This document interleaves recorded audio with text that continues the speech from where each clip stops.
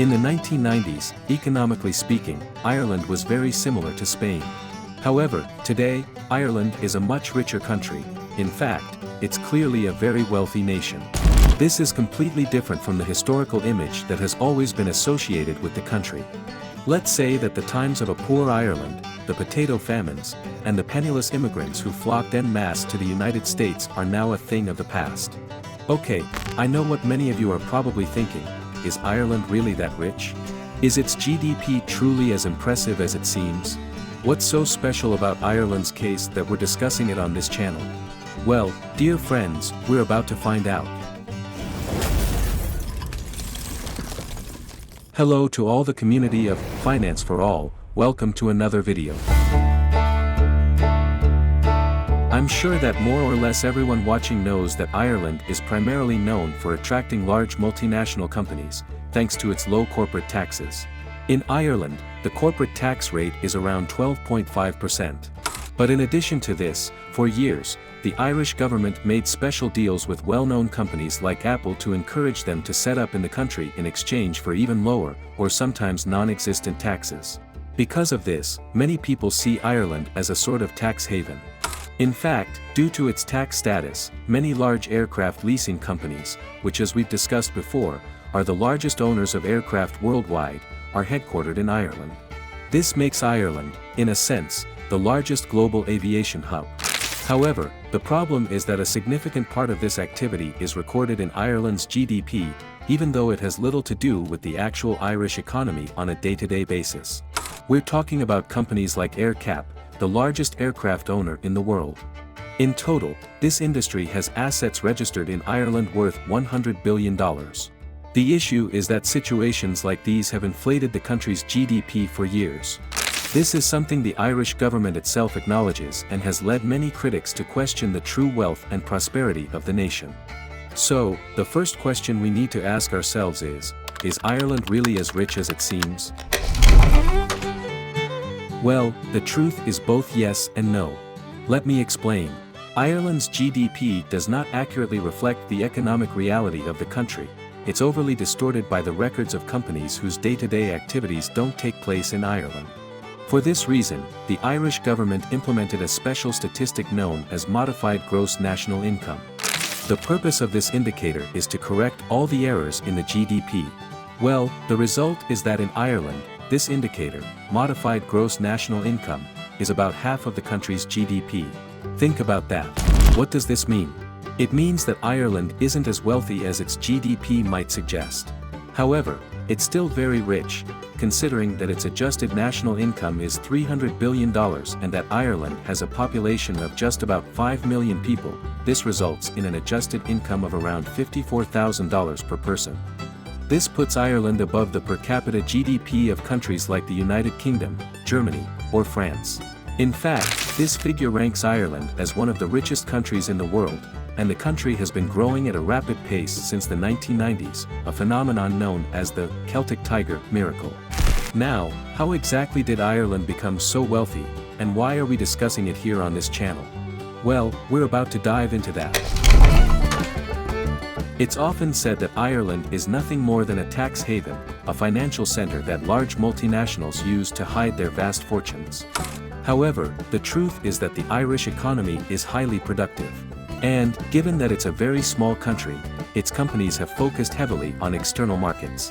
For example, Ireland is a major exporter of biomedical products, pharmaceuticals, and high-tech electronics. In fact, the difference between adjusted exports and imports, as calculated in the GDP, amounts to about 20 billion euros annually. This represents around 7% of the gross national income we've discussed. In other words, relatively speaking, Ireland is a significant exporter of goods and services. To give you an idea, its international surplus is larger than that of major industrial powers like Germany, South Korea, or even China. What does this mean? Beyond its tax and financial environment, Ireland has a highly competitive real economy. In fact, industry accounts for nearly 40% of the country's economic activity, and believe me, 40% is a very high percentage. So, the question we still need to answer is, how did Ireland go from being a low-income country in Europe to becoming one of the wealthiest on the continent in just over 20 years? One key factor we can identify here is foreign direct investment, especially from the United States. In fact, Ireland is the #1 destination, the most popular country in all of Europe, for foreign direct investment when measured on a per capita basis. In 2020 alone, the United States had invested about $390 billion in the Celtic nation. Want a concrete example? Consider this: Apple has its only wholly owned factory in the world in the Irish city of Cork. This facility employs around 6,000 people and assembles and distributes millions of iMac units each year.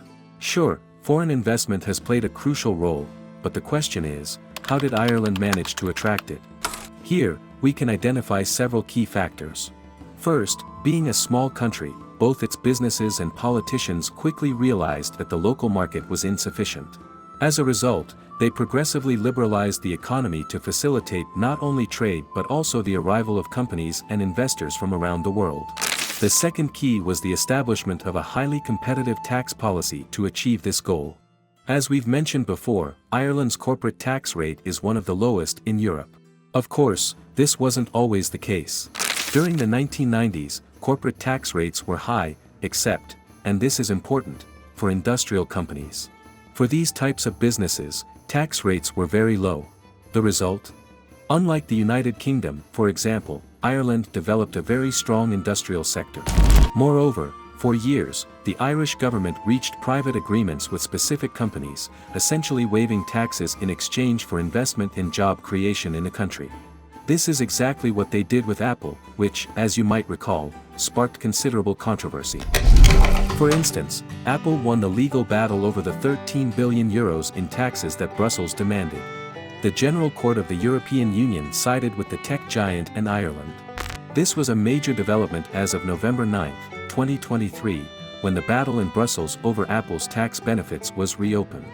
However, Dublin defends this strategy, arguing that it promoted the development of significant production centers, like the massive Apple factory in Cork that we mentioned earlier. And not only that, but they also claim it provided access to a wealth of advanced foreign technology. Additionally, the presence of companies like Apple helped local suppliers improve their capabilities significantly. Learning to supply major multinationals like Apple made them highly competitive on a global scale. But it's not just about taxes. Thirdly, Ireland also made a concerted effort to reduce and streamline business-related bureaucracy as much as possible. As a result, Ireland consistently ranks highly in international competitiveness rankings year after year. Along with taxes and regulation, we must also talk about the education system.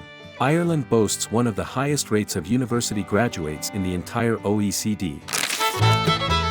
So, all these factors gradually made the Celtic Tiger War, and that's how it went from being at the back of the pack to joining the most advanced group of countries.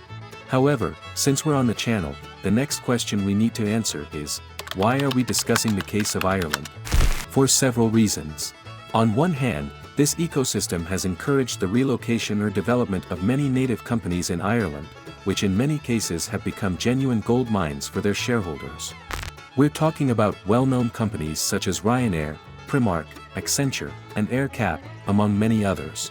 On the other hand, despite its small size, the Dublin Stock Exchange has performed relatively well in recent years. In fact, it has been one of the most lucrative markets in all of Europe. Just take a look at the difference in returns compared to the Euro Stoxx 600 or, even more strikingly, the IBEX 35. So, as you can see, this is how Ireland has transformed in just over 20 years into one of the wealthiest countries in Europe.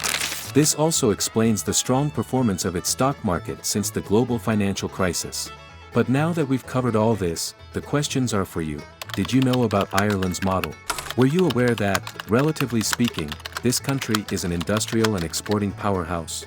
Are you surprised that with a population of just 5 million people, it hosts the headquarters of well-known multinationals like Ryanair, Accenture, or Primark? Let us know your thoughts in the comments. And if you found this video interesting, don't forget to hit the like button and subscribe.